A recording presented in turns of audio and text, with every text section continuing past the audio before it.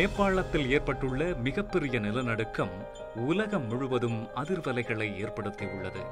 கடந்த சில ஆண்டுகளாகவே இந்தியாவின் பல பகுதிகளில் நிலநடுக்கங்கள் வருவதாக ஆய்வு நிறுவனங்கள் தெரிவிக்கின்றன. பூமிக்கு அடியில் உள்ள டெக்டானிக் பிளேட்ஸ் எனப்படும் தகடுகள் எப்போதுமே லேசாக அசைந்து கொண்டேதான் இருக்கின்றன.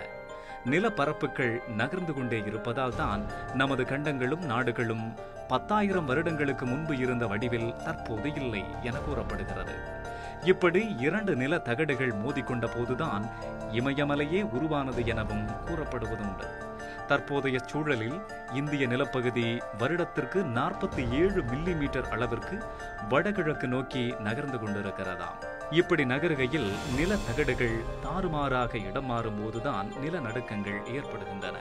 கடந்த 10 ஆண்டுகளில் நிகழ்ந்த மிக மோசமான நிலநடுக்கங்களில் பெரும்பாலானவை ஆசிய கண்டத்திலேயே நிகழ்ந்துள்ளன. இதில் மிகவும் மோசமானது 2010 ஹைட்டி என்ற அமெரிக்காவை ஒட்டிய தீவில் நடந்த நிலநடுக்கம். ரிக்டர் அளவில் 7 புள்ளிகள் பதிவான இந்த பேரிடர் 3 லட்சத்திற்கும் மேற்பட்ட உயிர்களை பலிவாங்கியது. 2வது இடத்தை பிடிப்பது 2004 சுனாமி பேரலையை கொண்டு வந்து சேர்த்த சுமத்ரா தீவு நிலநடுக்கம்தான். ரிக்டர் அளவில் 9 புள்ளிகளை தாண்டிய இந்த நிலநடுக்கமும் சுனாமியும் சேர்த்து மொத்தமாக 2,30,000 உயிர்களை காவு கொண்டன. கடந்த 50 ஆண்டுகளில் வந்த மிக சக்தி வாய்ந்த நிலநடுக்கம் இதுவே.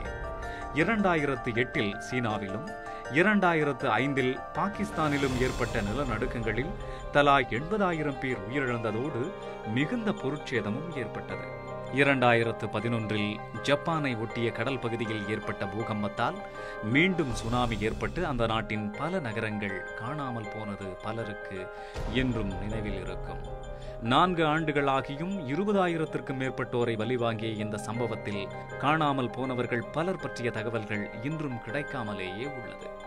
2004ஆம் ஆண்டு இந்தியர்களுக்கு சுனாமியின் கோர முகம் தெரிந்தது என்றால், அதற்கு முன் 2001 குடியரசு தினத்தன்று நொறுங்கிய குஜராத் தான் ஒரு பூகம்பத்தின் கோரத்தை இந்தியாவிற்கு முழுமையாக காட்டியது. ரிக்டர் அளவில் 7.7 பதிவாகி 20,000 உயிர்களை எடுத்துச் சென்ற குஜராத் பூகம்பத்தின் தாக்கத்தையும் இன்றும் பல இந்தியர்கள் மறந்திருக்க முடியாது. ஒரு சமயத்தில் நிலநடுக்கங்களையே அறியாத இந்திய பகுதி வரும் காலங்களில் இதுபோன்று மேலும் பல சம்பவங்களை சந்திக்க நேரிடும் என்பதே சர்வதேச ஆய்வு நிறுவனங்களின் கணிப்பாக உள்ளது.